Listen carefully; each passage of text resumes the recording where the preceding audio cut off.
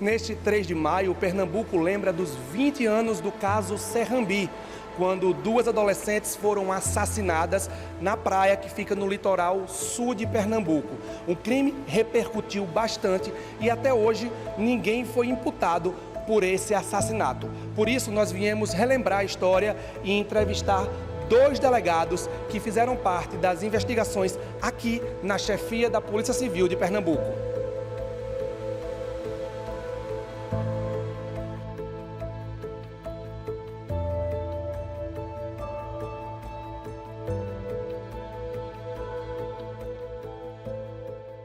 Doutor Silvestre, por que o senhor foi afastado do caso?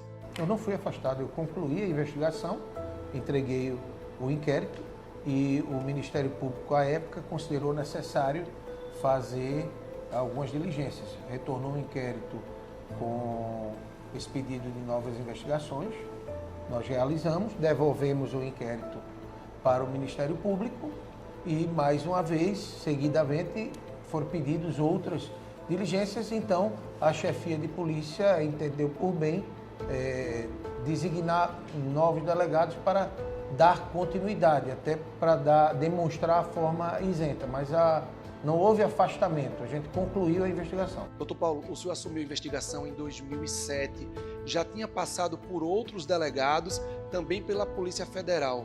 Qual foi a sua sensação de receber esse caso no colo? A sensação de que era mais um caso corriqueiro, né? No âmbito policial, no âmbito criminal. A investigação ela tinha sido iniciada no GOI, e aí, com a não concordância do Ministério Público, ela foi encaminhada para a Polícia Federal e, mais uma vez, com a não concordância, ela veio à nossa análise, já que nós éramos, à época, delegado de homicídios, né? Então, é um caso normal, como outro qualquer, um corriqueiro, e que a nossa investigação seguiu convalidando todas aquelas informações que foram antes feitas pelo GOI e pela Polícia Federal. Mas o senhor tratou aquele caso como um caso corriqueiro, apesar de todo o processo que ele tinha passado até chegar em 2007? Era um caso corriqueiro, um modo de falar, porque é um caso, é um crime que ocorre rotineiramente em qualquer lugar do país, mas que, à época, teve uns holofotes voltados, né, para uma questão, posso dizer, cultural, social, econômica, e chamou muita atenção à época. Mas é um caso que não foi difícil investigar, é um caso fácil, mas que, infelizmente, não houve o desfecho que alguns esperavam. Houve o desfecho que é o real, em que a Polícia Civil, a Polícia Federal e o próprio Ministério Público, após, posicionou no sentido do indiciamento dos combeiros. Em 2010, os combeiros foram inocentados por júri popular. Em 2015, a primeira Câmara Criminal do Tribunal de Justiça negou recurso para anulação do júri. Em 2018, o ministro do Superior Tribunal de Justiça negou o recurso monocraticamente e, no mesmo ano, a quinta turma, no colegiado, também negou o recurso e encerrou o caso. Se a polícia identificou que foram os combeiros que cometeram o crime, onde está a falha para que eles tivessem sido inocentados? Você vai falar? Eu não vejo que houve falha. O júri é um instituto soberano, como Paulo Jean já tinha dito antes. O júri é a forma do Brasil de julgar esse crime. Nós temos que olhar por uma questão. Houve aquilo que hoje nós chamamos de fake news, que foi criado, construído uma narrativa paralela, se construindo uma luta de classes, uma teoria da conspiração, em que se queria imputar a autoria desse crime, a possível relação financeira de ricos contra pobres, que colocaram os combeiros numa questão de oprimidos, e o júri traz pessoas da região. Se você for olhar historicamente, nós temos N casos de pessoas, às vezes réu, confesso, de que mataram e foram absolvidos pelo júri. Isso acontecia, por exemplo, nos chamados crimes de honra, onde maridos, por conta de uma suposta ou efetiva traição, assassinavam a esposa se entregavam à polícia e eram absolvidos. As pessoas que integram o júri são da região. Há indícios, ou uma história de que, inclusive, uma das juradas teria se referido ao término do júri, de que eu não disse que isso que iria dar certo. Então, seria natural esperar-se que as pessoas de forma até sentimental, se identificassem com essa situação, já que na época nós não tínhamos a tecnologia que se dispõe de hoje. Então hoje se espera um vídeo da pessoa matando, uma foto, um rastreamento, uma interceptação telefônica, e nada disso era disponível na época. Nós não tínhamos à época as redes sociais que temos hoje, os bares, restaurantes, padaria, na região por onde passavam esses veículos. Não era comum o sistema fechado de televisão chamado CFTV, câmeras. Não existia a rede celular com a amplitude que tem e muito menos os chamados smartphones, em que se conseguiria traçar um caminho verdadeiramente. E aí eu não dou mais detalhes sobre isso para não ensinar alguém que queira se livrar de uma investigação policial num crime.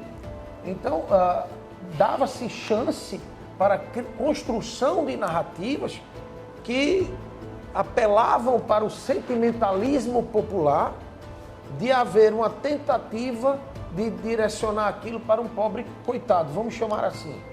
E o júri entendeu por 4-3 isso. Não cabe a mim aqui discutir júri.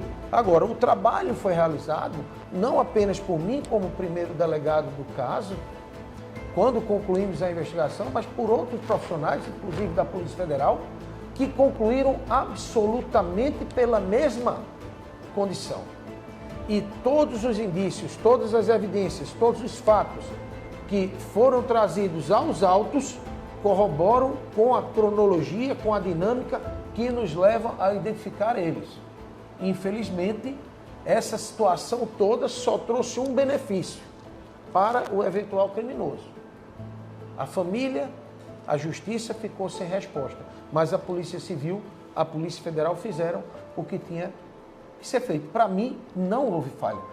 Gostaria muito de dispor há 20 anos de outros elementos de tecnologia, de outras condições, mas tenho certeza que chegaríamos à mesma conclusão. Doutor Paulo, o senhor também concorda que não houve falha na investigação? De forma alguma, não houve falha.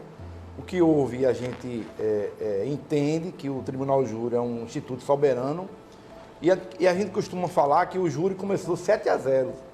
Eles tinham 7 votos contra 0 da investigação. E ao longo do conhecimento dos fatos por parte dos jurados, esse número foi mudando ao longo. Então, terminou um júri apertado de 4 votos a 3. Então, a questão da validade do júri, ela não tem se apresentado qualquer irregularidade formal, mas que em relação aos fatos apurados, a Polícia Civil de Pernambuco, bem como a Polícia Federal, não tem dúvida que os combeiros são os principais autores do crime do duplo homicídio que foi vítima Maria Eduarda Dourado e Dacildo Guzmão. As pessoas não conhecem muito bem o trâmite do processo de investigação até o julgamento, mas o Ministério Público participa na acusação.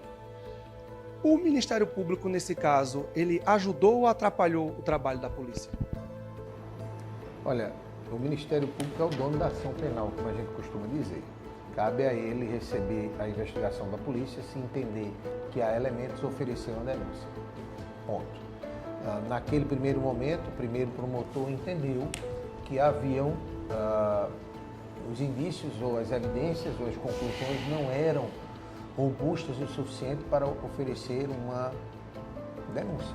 E requereu N outras investigações que foram realizadas. No entanto, a gente não pode construir um caso a partir de um desejo pessoal ou a partir de uma opinião pública, de um clamor público. Nós construímos o caso a partir das evidências e dos indícios. E aquilo que a gente encontra, a gente carrega para os autos. Foi o que aconteceu. Se na análise, na recepção dessas informações, elas são tratadas de uma maneira diferente da realidade com algum outro interesse, eu não tenho como afirmar. No entanto, cabia ao MP indicar, e foi feito o que ele pediu. Eu só não podia construir nada diferente daquilo que encontrava. O promotor Miguel Salles, ele teve grande visibilidade neste caso e chegou a se anunciar pré-candidato a prefeito de Ipujuca. Os senhores acham que ele tentou se beneficiar para chegar a essa candidatura? É muito difícil para mim dizer se ele tentou se beneficiar ou não. Eu não vou fazer um juízo de valor, até porque ele já está falecido. Seria leviano da minha parte falar sobre um comportamento desse. Eu digo apenas que não era comum para mim, como delegado naquela época, receber tantos questionamentos depois de tantas afirmações concludentes. Doutor Paulo, o senhor também concorda com essa questão do tantos questionamentos? Eu concordo também que todos os questionamentos que foram feitos pelo Ministério Público à época foram por nós e principalmente por mim, na outra investigação, cumprido em toda sua íntegra a questão das dúvidas que eram levantadas. A gente cumpriu todas. Nesse tocante em relação ao Ministério Público, a gente entende que houve posicionamento da instituição, do MPPE, né, com dois novos promotores, em que evidenciaram nas investigações que tinham elementos, sim, contra os combeiros. E aí, a partir de então, foram mesmo denunciados quando todo aquele suporte produzido de prova, de evidências e provas, foi levado à justiça. Então, houve, sim, o posicionamento final do Ministério Público em relação a isso. Quando a Polícia Federal entra para investigar, ela não coloca em xeque a investigação da Polícia Civil e como uma possível instância superior investigando o caso? E como é que vocês acham que essa investigação foi conduzida pela Polícia Federal? Não, na verdade, a Polícia Federal foi a investigação intermediária, né? A investigação final ficou por conta da Delegacia de Homicídio na capital, então foi a final, realmente. E a Polícia Federal ela foi convidada simplesmente porque, por uma prática legal, havendo um crime de repercussão interestadual e havendo um pedido oficial do governo daquele estado em que o crime ocorreu, havendo esses critérios, ela pode atuar naquela investigação. Então, à época, se eu me recordo, e aí Silvestre pode até acrescentar, como havia essa dúvida no Ministério Público, se solicitou ao governador do estado, à época, que a Polícia Federal ela passasse também a investigar o caso após o término na Polícia Civil. E assim foi feito. A Polícia Federal investigou também toda a dinâmica do ocorrido e terminou finalizando com o indiciamento dos combeiros. E aí Silvestre pode acrescentar mais alguma coisa. Eu não acredito que a Federal tenha entrado como uma instância superior. Aliás, eu vejo com grande naturalidade. A Polícia Civil já havia dado a sua conclusão, já haveria afirmado, não é? Algumas pessoas na época brincavam que só se a NASA viesse para construir algo diferente. A Polícia Federal detém uma credibilidade, embora não seja a expertise da Polícia Federal trabalhar na investigação de crimes de homicídio e outros crimes, já que a competência no sentido de atribuição da Polícia Federal é distinta daqueles da Polícia Estadual, da chamada Polícia Civil, já que a Federal também é uma Polícia Civil, ela não é o grande foco da PF, mas ela detém credibilidade e, em tese, teria melhores recursos e maiores condições. Então, dada essa credibilidade, o Ministério Público, para exatamente não confrontar, mas para dizer, olha, então vamos chamar, já que se levou isso aí, se criou essa narrativa, traz a Polícia Federal, que entrou de maneira isenta e independente, e ela, durante as suas investigações, trouxe basicamente a mesma coisa que foi relatada desde o primeiro momento da investigação. E concluiu, teve a mesma conclusão que nós chegamos. Então, não vejo isso Eu vejo com naturalidade, não vejo como instância superior, não vejo como invasão, mas, na verdade, uma demonstração de isenção e de tranquilidade em relação ao resultado da investigação. Ok, vocês estão falando isso aí, tragam, façam com outra equipe que considera de maior capacidade ou de melhor condições técnicas e de isenção, sem dúvida nenhuma. Na verdade, eu acho que essa entrada da Polícia Federal, ela tornou toda a investigação muito mais forte. Porque, em tese, se a Polícia Federal tivesse encontrado algo distinto daquilo que fosse, que tivesse sido levado nos autos, que tivesse acontecido, fatalmente ela iria informar. Ela traria e diria, olha, essa construção de vocês está errada. Por falha, por incompetência, por leviandade, por corrupção, qualquer que seja. E não houve isso. Pelo contrário, houve exatamente o mesmo resultado. Então, isso mostra que a Polícia Civil de Pernambuco estava no caminho certo, a Polícia Civil de Pernambuco agiu corretamente. Mas, infelizmente, algumas pessoas querem, por vontade própria, por anseio popular, por fake news, o que seja, que aquela construção, aquela narrativa, né, espacial ocorre. E nós não podemos dizer o que a pessoa quer, e sim o que foi encontrado. Bem, falam de overdose de uma e queima de arquivo de outra. Também falam que os combeiros foram usados somente, como se pudesse falar só, mas foram usados para desovar os corpos. Os amigos das meninas que estavam lá na casa de Serrambi, eles chegaram a ser investigados? Todas as pessoas citadas, todas, foram investigadas. Inclusive os amigos da casa, os combeiros, os familiares. Então, toda a construção de narrativas, e aí a gente volta no tempo, que não existia fake news, eram todas fake news. Um exemplo, a gente pode citar a questão da decomposição dos corpos, que à época se falava que tinham jogado um produto químico, um ácido, e aí a gente também debateu sobre isso, só para explicar melhor. Então, todas aquelas informações que foram passadas foram todas investigadas. A festa, a suposta festa na casa, que não houve nenhuma festa na casa, foi tudo investigado, todas as pessoas ouvidas, exames realizados, a casa periciada, o local periciado. Então, tudo aquilo que foi relatado na investigação, na primeira investigação do GOI, na Polícia Federal e na Polícia Civil, já na Delegacia de Homicídio, levaram ao indiciamento final dos combeiros. E aí, Silvestre também pode... Você veja, vamos falar, mas os combeiros, eles fizeram a desova, por assim dizer. Então, se eles tivessem feito isso, será que eles iam ficar calados e não indicar, olha, me pagaram ou me obrigaram a levar corpo? Essas versões não são só fantasiosas, como elas chegam a ser levianas, na intenção de indicar A ou B. Nós temos que lembrar que eram duas garotas na faixa de 15, 16, 17 anos, nessa faixa de 16 anos, estavam na casa com outros garotos igualmente na mesma faixa etária, que nada diferente do que 99% dos garotos e garotas que vão para a praia, que às vezes querem fazer uso de bebida, vodka com Fanta, como foi encontrado, alguma bebida, em algumas vezes se usa o que hoje querem chamar de droga recreativa, não se chegou a nada mais forte do que isso.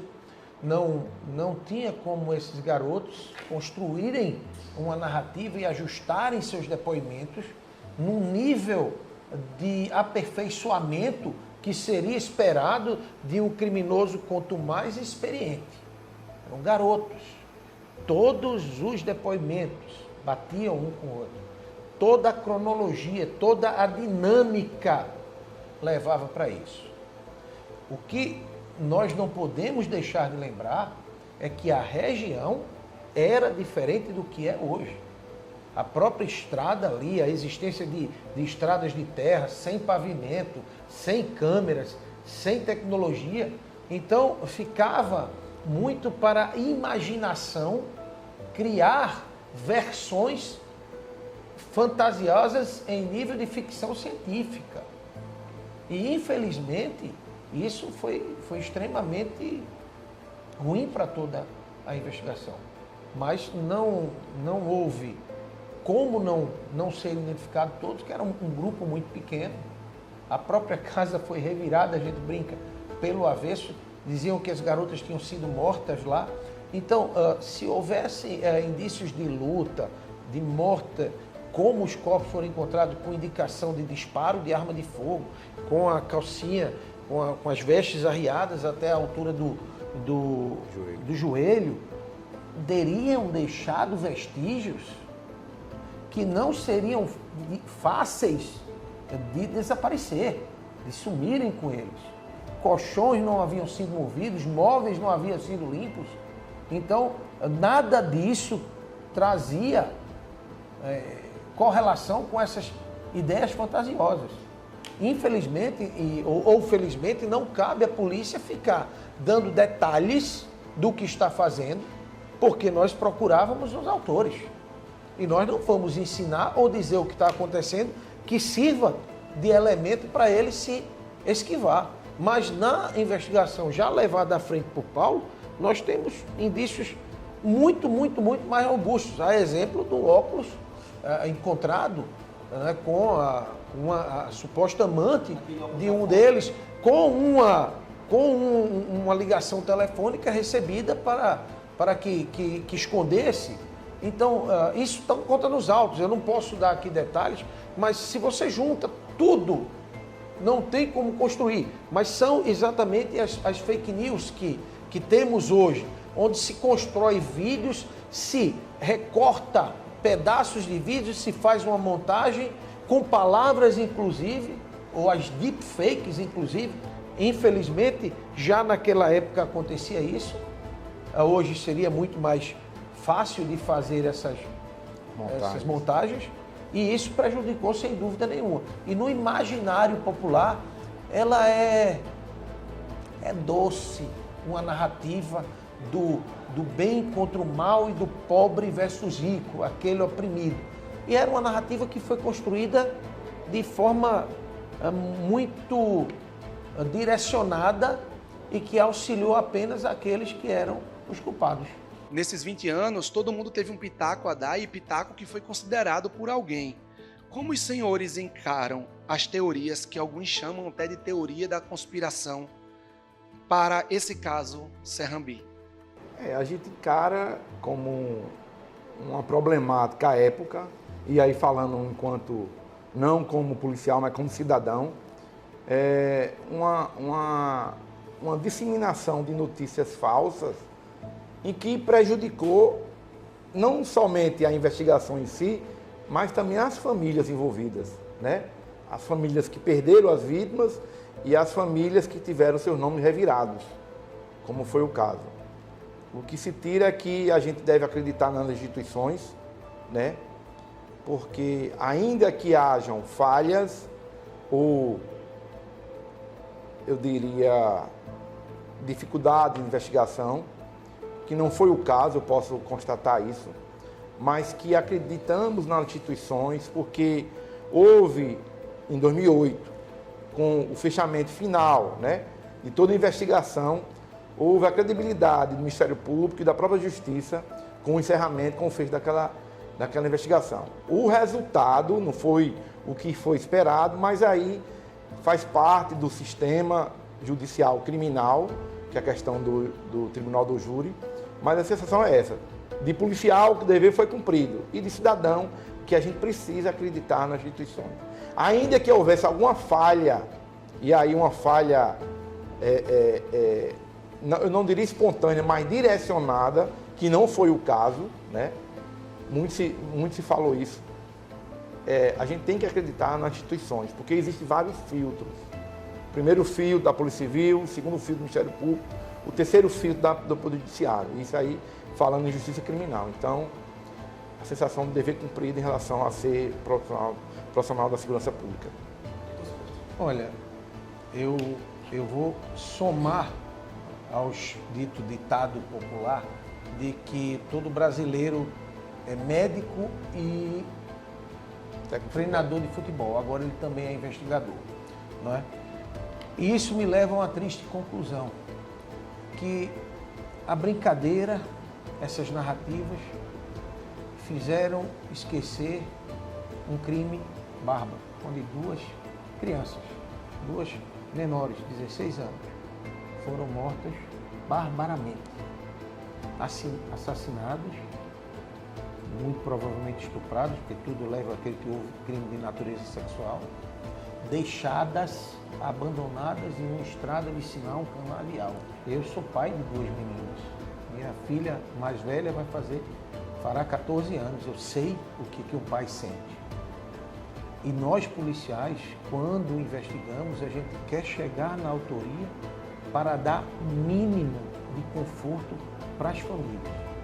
E as pessoas que fazem essas brincadeiras, que traçam essas narrativas de forma leviana ou irresponsável, não veem o mal que estão fazendo. Para mim é uma frustração muito grande saber o que houve, saber quem fez e saber que a impunidade se opera por uma irresponsabilidade de alguém que quer aparecer e quer inventar algo por N motivos. Infelizmente, essa é a nossa realidade. Eu gostaria que fosse diferente. Para terminar, eu queria saber se vocês acham que esse crime vá ou ainda possa ter punição. Eu não sei as datas para precisar quando é que vai ocorrer a prescrição.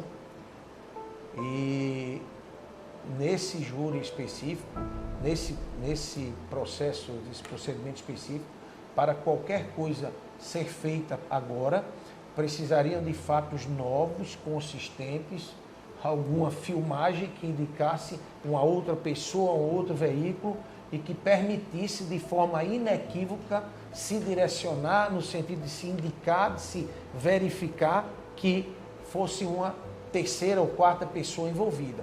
Nesses 20 anos, nada surgiu de diferente.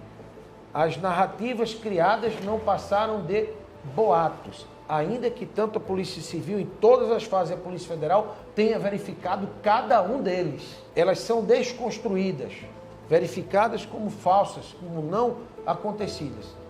E isso só nos leva à mesma conclusão. Eu acredito que, infelizmente, dada a concepção da persecução criminal no Brasil, o direito nosso processual, que é essa característica do júri, que talvez não seja uma característica ruim, mas que acontece, levou a essa conclusão. Não quer dizer que a gente não tenha indicado os autores, que a investigação tenha sido falha. Infelizmente, a gente não tinha melhores e maiores condições. E aí eu me remeto àquilo que falei lá no início. Nós temos N exemplos de crimes que houve absolvição. Tá? Eu não acredito hoje que a gente chegue a nada mais. E também não acredito que surja mais nada novo. Doutor Paulo, você acredita também que essa impunidade permanecerá? Permanecerá e eu, como costumo falar, é um crime como outro qualquer.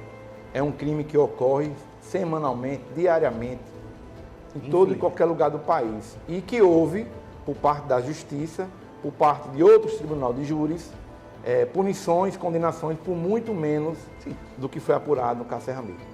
A gente não tem a menor dúvida de que os apontados são realmente os autores daquele bárbaro crime. Muito obrigado, doutor Paulo, também doutor Silvestre, por conversar com o Diário de Pernambuco e relembrar essa história e esclarecer algumas dúvidas que estão voltando nesses 20 anos do caso Serrambi. Eu agradeço a oportunidade e sempre à disposição aí quando for necessário. Sempre à disposição. Para você, até a próxima.